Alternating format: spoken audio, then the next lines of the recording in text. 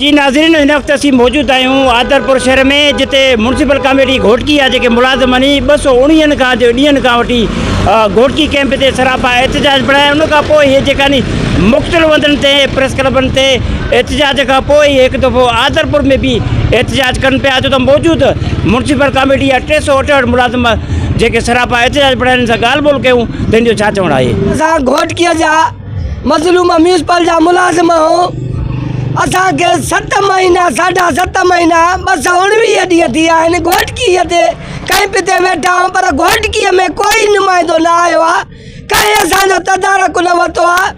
मजबूरन असां हर शहर में वञी क़ुर पाक खणी हर प्रेस क्लब ते वञूं था, आवाज़ असांजो जीअं उते उथारनि। घोटकीअ में को आवाज़ उथारण लाइ असांजी कैंप ते नथो अचे।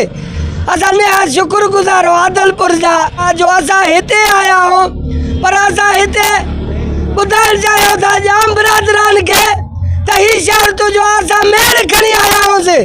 जाम इकराम धारे जो ॾे, जाम आसिफ अली धारे जो ॾे, त ख़ुदा जे वास्ते त मिस्किन था जंग कहिड़ी अथव।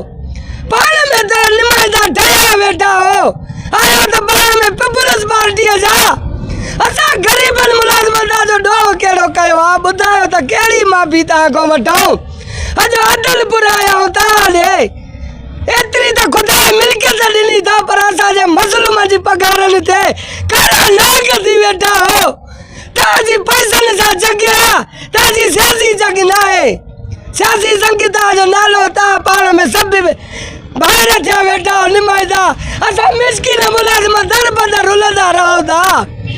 असां अपील कयूं था चेयरमैन आसिफ अली ज़रदारी साहब खे त ख़ुदा जे वास्ते पीपल्स पार्टीअ जो मंजूर थी रोटी कपिड़ा मकान।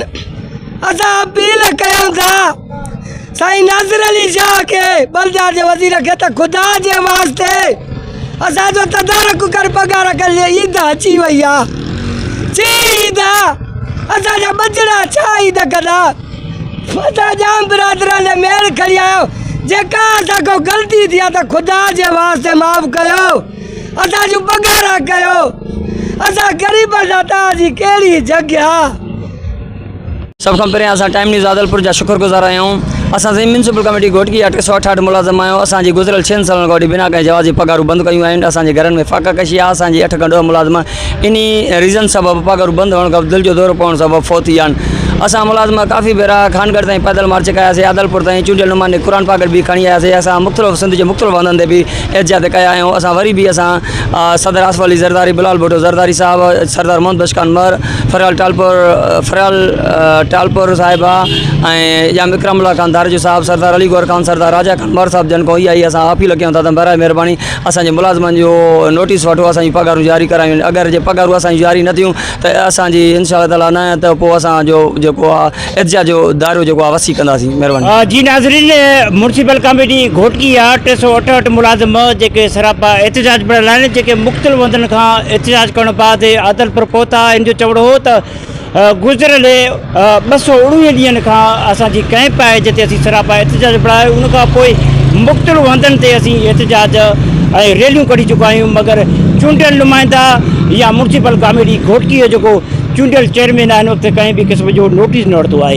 इन जो चवां त 2019 खां वठी असीं फाका कशी वारी ज़िंदगी गुज़ारण ते मजबूर आहियूं। गुज़िरियल 6 सालनि खां असीं कंहिं बि त न कई आहे।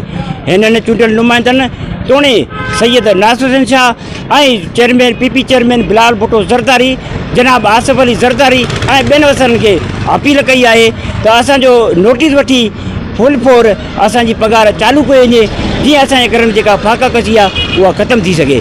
कैमरामैन गुलाब अली कलवड़ सां गॾु माजिद अली कलवड़ो, टाइम न्यूज़ आदलपुर।